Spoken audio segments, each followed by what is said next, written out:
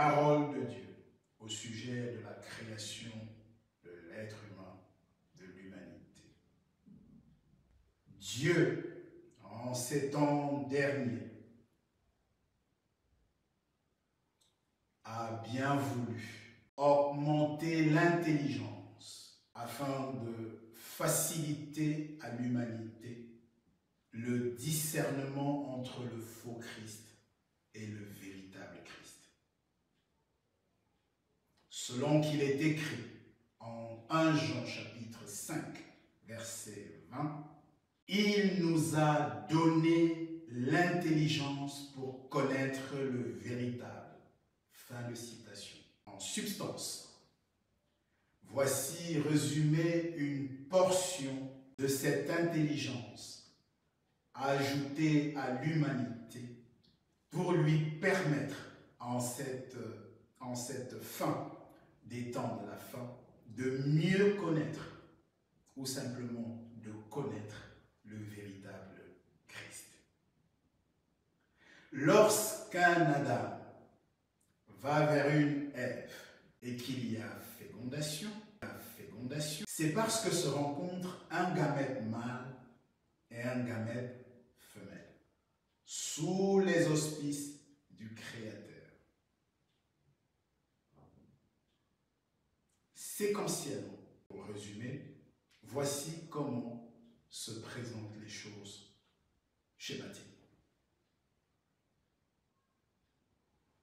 2 géniteurs, une génitrice femelle, féminine, et une génitrice mâle. Un gamète femelle, un gamète mâle.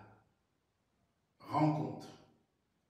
Dès la rencontre entre ces 2 gamètes, l'ovule va être fécondé par un spermatozoïde émergeant d'une légion de spermatozoïdes sous la vigilance du Très-Haut. Au terme de cette rencontre, de cette fécondation, va naître un embryon.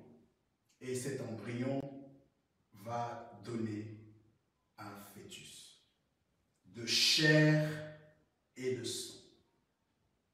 Ce fœtus, par la suite, va déboucher sur un corps humain, un corps d'un fils d'homme ou encore d'une fille de l'homme, embarquant au total, en tout et pour tout, 46 chromosomes, 23 paires, 23 chromosomes de la génitrice féminine et 23 chromosomes du géniteur mâle. Les 22 paires de chromosomes, appelés autosomes, vont se mêler, s'entremêler, s'enchasser. Un chromosome du père ou du géniteur mâle, un chromosome de la génitrice féminine.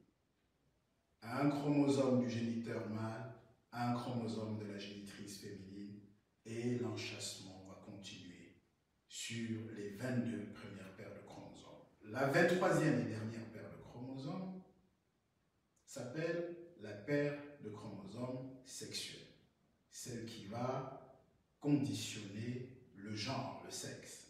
Lorsque l'enfant naissant est porteur de la paire XX, on a une fillette, un membre de la jante féminine. Lorsqu'au contraire, nous avons plutôt un apport de l'homme dans cette cotisation du chromosome Y, XY va donc donner naissance à un garçon.